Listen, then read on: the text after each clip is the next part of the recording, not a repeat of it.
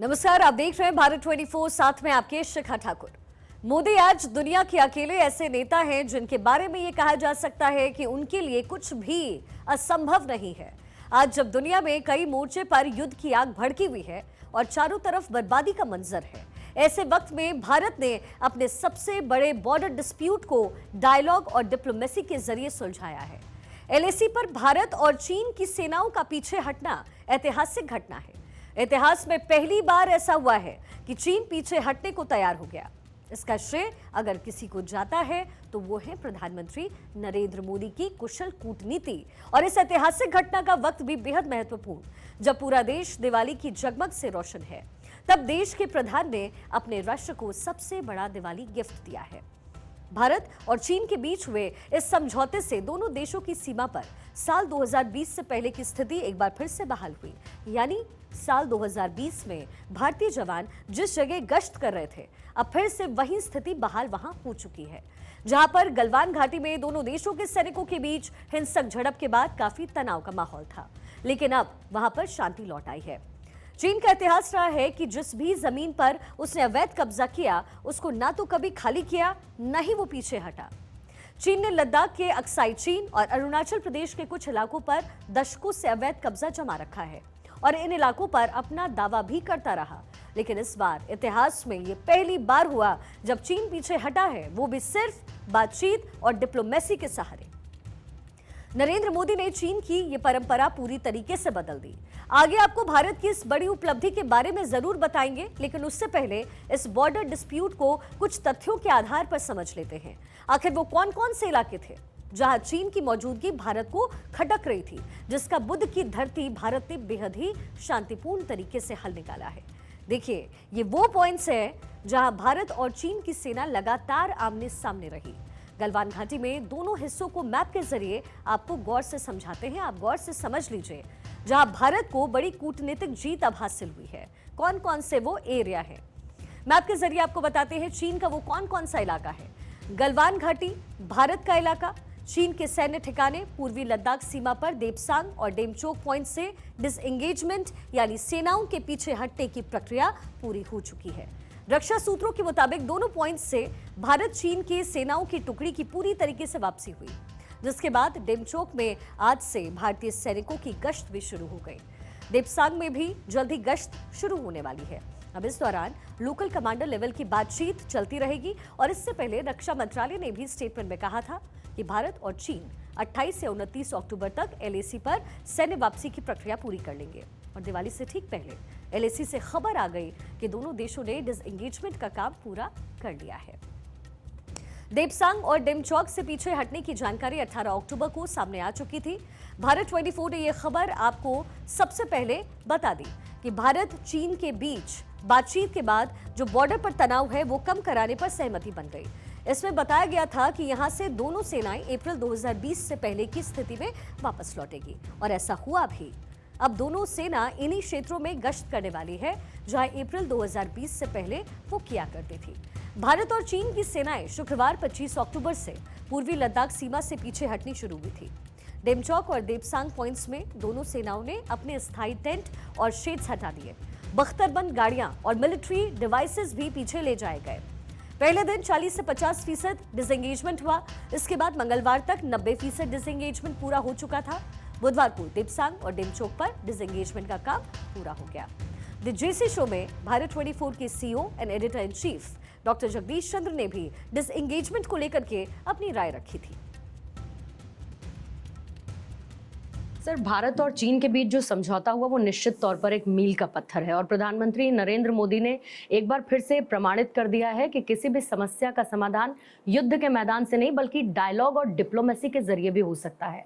आप इसे कैसे देखते हैं? बिल्कुल सही है। पहली बार मैं देख रहा हूँ इतने सालों में कि एक प्रधानमंत्री या एक लीडर, ग्लोबल लीडर जैसा आप कहिए नरेंद्र मोदी को, जो लोग भाषण देते हैं उन्होंने भाषण को जो है रियलिटी में कन्वर्ट कर दिया है। ये भाषण का विषय था कि हमें युद्ध नहीं करना चाहिए, शांति करना चाहिए, अहिंसा में रहना चाहिए, गांधीवादी रहना चाहिए, बुद्ध का देश है, सब बातें थी। फर्स्ट टाइम उसको एक्शन में कन्वर्ट किया नरेंद्र मोदी ने। सबसे पहले तो चाइना केस आपके सामने है। चाइना में अगर आप लड़ लेते उस समय हैं तो क्या होता?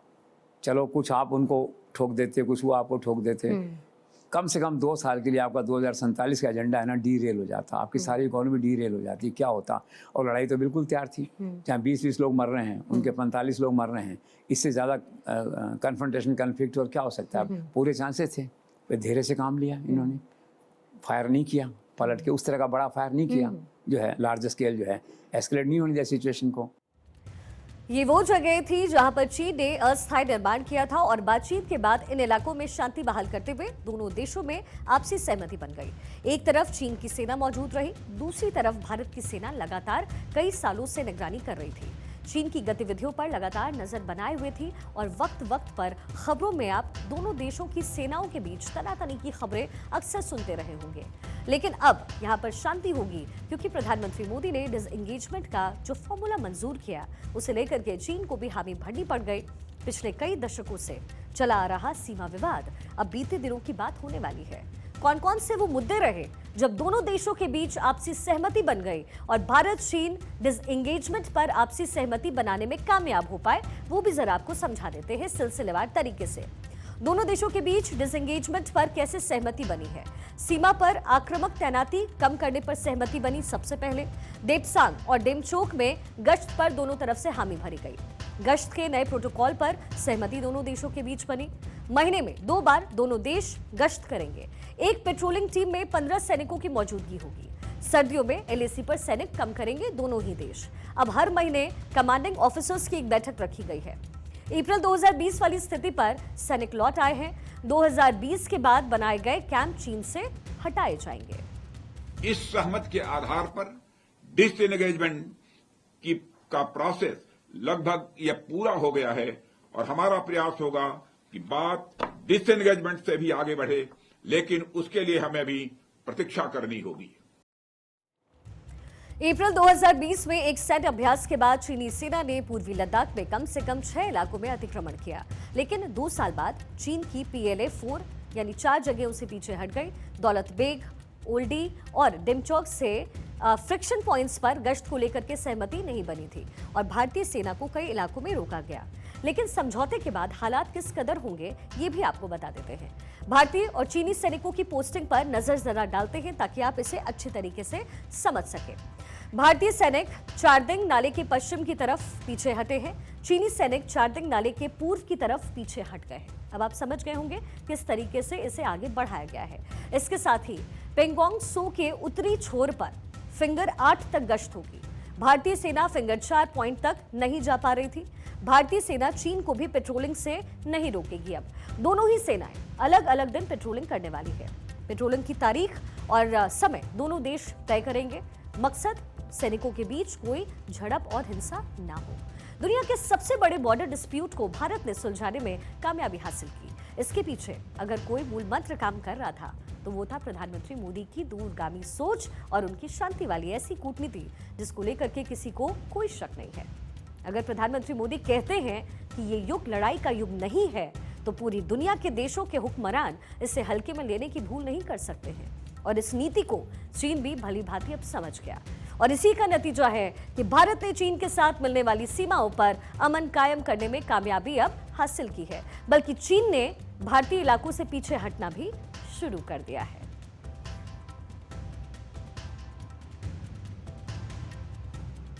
तो देखिए किस तरीके से बॉर्डर पर दोनों ही तरफ से ये डिसएंगेजमेंट की प्रोसेस हुई है, ये भी आपको समझ में आया। अब चीन के साथ बॉर्डर विवाद सुलझाने का दिवाली के साथ एक खास कनेक्शन है। जरा याद कीजिए 2022 की दिवाली, चीन के साथ तनाव अपने चरम पर था। बॉर्डर के दोनों ओर 50-50 हजार से ज्यादा सैनिक भारी गोला बारूद और आधुनिक हथियारों के साथ तैनात थे। युद्ध के बादल गहरा रहे थे और तभी प्रधानमंत्री मोदी लद्दाख में जवानों के साथ दिवाली मनाने जा पहुंचे। प्रधानमंत्री मोदी ने बॉर्डर से चीन को एक संदेश दिया कि विस्तारवाद का युग समाप्त हो चुका है। प्रधानमंत्री मोदी ने भारत की शक्ति और धैर्य दोनों का जिक्र करते हुए चीन को संदेश दिया कि भारत के साथ टकराना उसकी एक भूल है। हम विश्व शांति के पक्षधर हैं, हम युद्ध के विरोधी हैं, लेकिन शांति भी बिना सामर्थ्य के संभव नहीं होती।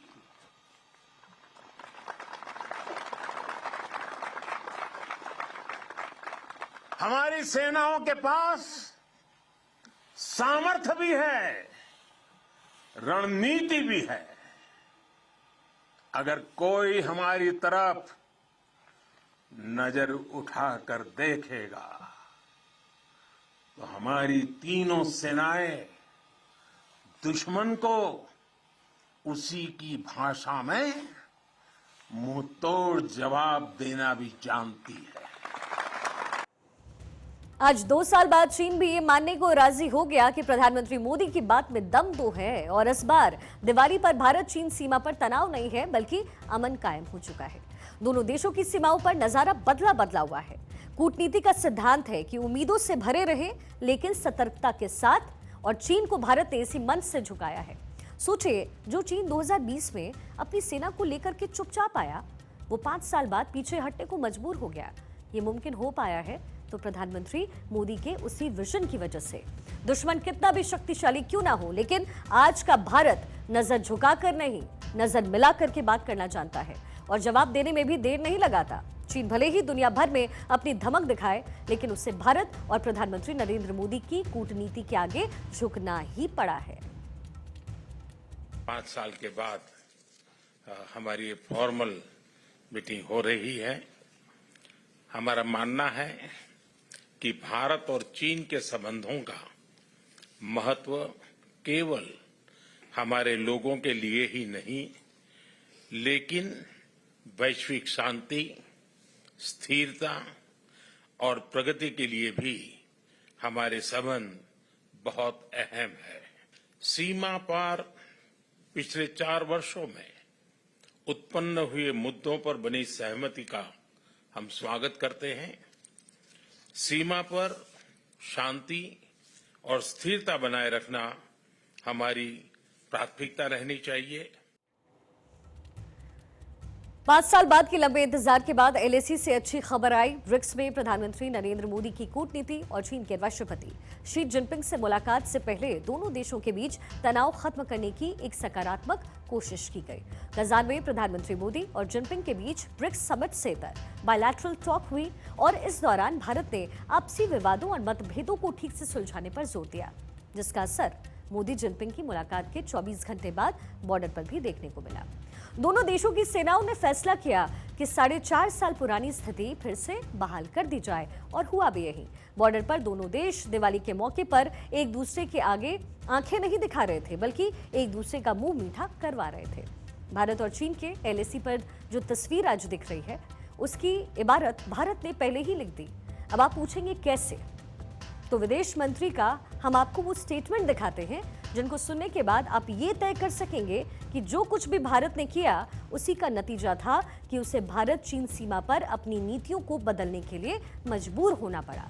बॉर्डर पर डिसएंगेजमेंट को लेकर के सैन्य और कूटनीति दोनों ने महत्वपूर्ण भूमिका निभाई है। इसके साथ ही डॉक्टर जयशंकर ने यह भी साफ कर दिया कि दोनों देशों के बीच विश्वास और इच्छा शक्ति बनाने में अभी और समय लगेगा। There are 2 things which people should realize. ये अपने आप नहीं हुआ. It took a lot of negotiation. But it took a lot of negotiation because there was a very, strong military commitment. So it was actually, I would say, it is a combined, एक किस्म से मैं कहूँगा all of the government approach. कि the highway people, जो infrastructure वालों ने अपना योगदान दिया, military was there, it was standing very strong. Diplomacy, military साथ साथ काम कर रहे थे. Negotiation में भी हम लोग अपना कर रहे थे, मिलिट्री कमांडर्स की अपनी मीटिंग होती थी. So it was a very combined team effort. ऐसा नहीं है कि चीन के साथ विवाद सुलझाना आसान था, लेकिन दोनों ही पक्षों ने उम्मीद नहीं छोड़ी. बॉर्डर पर भले ही जबरदस्त तनाव रहा हो, लेकिन मिलिट्री और डिप्लोमेटिक लेवल पर लगातार बातचीत जारी रही और आखिरकार ये कोशिशें रंग लाई. दरअसल प्रधानमंत्री मोदी दुनिया को ये संदेश देते आए हैं कि ये युग युद्ध का नहीं है. चीन के साथ सीमा विवाद सुलझा करके भारत ने दुनिया को बुद्ध की धरती से संदेश भेजा है कि जरूरी नहीं 2 ताकतें टकरा करके ही समाधान ढूंढ सकती हो. समाधान का रास्ता बारूद से नहीं, बातचीत से भी निकल सकता है. Today we have reached where we have. There are 2 reasons for it. One, a very determined effort on our part to stand our ground and make our point.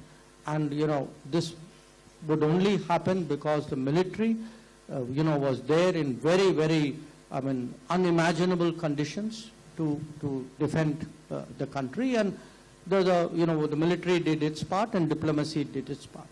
And the second is because actually in the last decade we have also improved our infrastructure, because part of our problem is that we in the earlier years we have really neglected the border infrastructure. So when you put in more resources, today we put in, I would say, almost 5 times annually the resources, maybe more than there used to be a decade ago. And that's showing results, and that enables the military actually to be effectively deployed.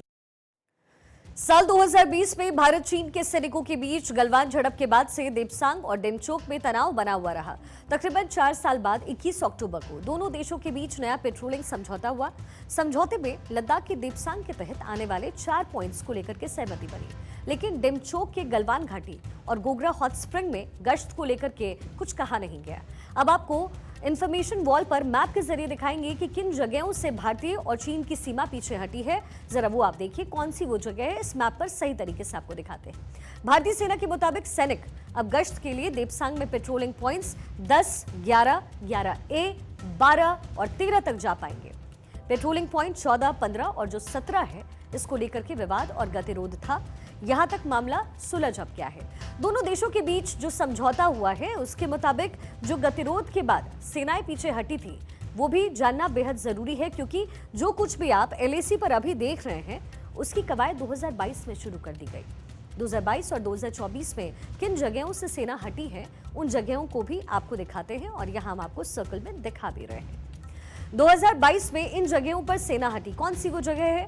दौलत Beg Oldi, Galwan, Pangong, hot spring. 2024 इन जगहों से सेनाएं हटी, कौन कौन सी वो जगह है? देपसांग और डेमचोक, जो अभी अभी हुआ है। प्रधानमंत्री मोदी के 3 टर्म के बाद ये अंदाजा पूरे विश्व को हो चुका है कि मोदी जो कहते हैं वो करते हैं, चाहे अमेरिका के लीडर हों या फिर मिडिल ईस्ट के। आज प्रधानमंत्री मोदी की नीतियों का डंका हर जगह बज रहा है। यूक्रेन से जारी जंग के बीच जब कोई पुतिन से ये कहने का साहस नहीं कर पा रहा था कि रशिया युद्ध रोके, तब प्रधानमंत्री मोदी ने पुतिन के सामने बैठ करके उनसे कहा कि ये युग युद्ध का नहीं है। प्रधानमंत्री मोदी हमेशा ही दुनिया को एक संदेश देते आए हैं कि युद्ध किसी भी समस्या का समाधान नहीं है, बल्कि हर एक देश को अपने मसले कूटनीति और बातचीत के जरिए सुलझाने चाहिए। मोदी जब बोलते हैं तो दुनिया के हुक्मरान उन्हें सुनते हैं। आज चीन को भी एहसास हो गया कि अगर उसने भारत को नजरअंदाज करने की कोशिश भी की तो उसका खामियाजा उसे कई मोर्चों पर भुगतना पड़ सकता है। और यही वजह है कि चीन अब भारत के साथ अमन कायम करने के लिए आतुर नजर आ रहा है। वो भारत के साथ सहयोग का हाथ बढ़ा रहा है। प्रधानमंत्री मोदी अक्सर एक बात कहते हुए आए हैं कि शांति कभी कमजोर के हिस्से नहीं आती है, यानी शांति उसे ही मिल सकती है जो है ताकतवर। और इसी मूल मंत्र पर काम करते हुए प्रधानमंत्री मोदी ने पहले दिन से 2 मोर्चों पर खास तौर से काम करना शुरू किया। उन्होंने एक तरफ देश की सेनाओं को आधुनिक हथियार और एडवांस्ड वॉरफेयर टेक्नोलॉजी से लैस करने के लिए मिशन मोड पर काम किया, तो वहीं दूसरी तरफ देश की इकोनॉमी को बुलेट की रफ्तार से आगे बढ़ाने का संकल्प लिया। दुनिया की सबसे ज्यादा आबादी वाला देश भारत आज दुनिया की सबसे तेजी से आगे बढ़ रही अर्थव्यवस्था बन गया है। सामरिक क्षेत्र में आगे बढ़ने के लिए प्रधानमंत्री मोदी ने आत्मनिर्भरता का मंत्र दिया और आज देश इस स्थिति में है कि हम न सिर्फ तमाम तरीके के हथियार और जरूरी सामान अपनी सेना के लिए बना रहे हैं, बल्कि उन्हें बड़े पैमाने पर एक्सपोर्ट कर रहे हैं। आज दुनिया का कोई भी देश भारत से अलग होकर के चलने से पहले 100 बार सोचेगा, और ये बात चीन भी अच्छी तरीके से जान चुका है। भारत की विदेश नीति को देखें तो एक तरफ अमेरिका और यूरोप के साथ साथ भारत के घनिष्ठ संबंध, वहीं दूसरी तरफ रशिया के साथ भारत के आत्मीय संबंधों ने विश्व को यह संदेश दिया कि भारत एक शांति प्रिय विश्व व्यवस्था का समर्थक है। भारत के पास ऐसा नैतिक बल है जो कि ग्लोबल साउथ के देशों की आवाज बनकर के विकास शांति में अहम मुद्दों पर उनका नेतृत्व कर सकता है। भारतीय विदेश नीति के सकारात्मक प्रभाव ने वैश्विक मंचों पर भारत की साख को बढ़ाया। चीन की कर्ज के जाल में फंसने वाली नीति और विस्तारवादी सोच ने विकासशील और छोटे देशों में उनके खिलाफ एक जन भावना का निर्माण किया, जिसका प्रभाव चीन की वैश्विक साख और उसकी अर्थव्यवस्था पर भी पड़ रहा है। भारत का बढ़ता हुआ कद और चीन के सामने बढ़ती घरेलू और आर्थिक चुनौतियों ने चीन को यह आभास करवा दिया कि भारत जैसे पड़ोसी देश के साथ खराब संबंध उसके हित में नहीं है। चीन की विस्तारवादी विदेश नीति ने ही उसे वैश्विक राजनीति में अलग थलग करना शुरू किया। अमेरिका और भारत जैसे कई देशों के लगाए गए आर्थिक प्रतिबंधों ने एक तरफ चीन की विकास दर को धीमा किया, दूसरी तरफ महंगाई और बेरोजगारी ने घरेलू असंतोष को और बढ़ाया। चीन ने तकरीबन 4 साल तक सीमा पर तनाव के बीच भारत की रक्षा क्षमताओं और धैर्य की सीमा ली और जो परीक्षा है वो ली। चीन को एहसास हो गया कि नया भारत 1962 वाला भारत तो नहीं है। अब जाहिर है कि चीन को इस बात का एहसास हो गया था कि भले ही वो विश्व की एक बड़ी ताकत क्यों ना हो, लेकिन वो सीमा पर आक्रामक रवैया अपना करके भारत को दबा नहीं सकता। और इसी का नतीजा है कि लंबी बातचीत के बाद चीन को वास्तविक नियंत्रण सीमा पर 2020 के पहले की स्थिति बहाल करने के लिए सहमत होना पड़ा। ऐसा नहीं है कि इस समझौते के बाद दोनों देशों के बीच जो अन्य सभी मुद्दे हैं वो समाप्त हो जाएंगे। दोनों देशों के बीच अभी भी जियोपॉलिटिकल से जुड़े कई अहम मुद्दे हैं। हिंद महासागर में चीन की बढ़ती नौसैनिक उपस्थिति और पाकिस्तान के साथ उनके गहरे रणनीतिक सामरिक संबंध भारतीय हितों के लिए चुनौतीपूर्ण अभी भी हैं। लेकिन भारत ने भी अमेरिका, जापान और ऑस्ट्रेलिया के साथ मिलकर के हिंद प्रशांत क्षेत्र में चीन पर अंकुश लगाने के लिए अच्छा व्यू रचा है। भू राजनीतिक तनाव के बावजूद चीन भारत के सबसे बड़े व्यापारिक साझेदारों में से एक बना हुआ है। शह और मात के वैश्विक खेल में इन सभी चुनौतियों के बीच तनाव कम करना चीन के लिए भी बेहद जरूरी हो गया है, क्योंकि पश्चिम एशिया में बढ़ते संघर्ष ने चीनी कंपनियों को चिंता में डाल दिया है। भारत में चीन की कंपनियों के लिए निवेश और कारोबार करना पहले चुनौतीपूर्ण हो गया है।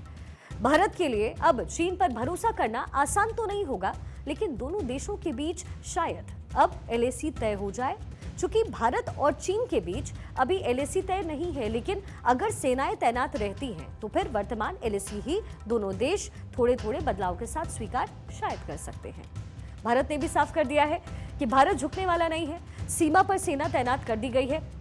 चीन अगर मिसाइल लाया तो भारत ने भी मिसाइलें तैनात कर रखी हैं। चीन ने 50,000 सैनिकों से ज्यादा तैनात किए तो हमने भी उतनी ही संख्या में फौज वहां उतार दी।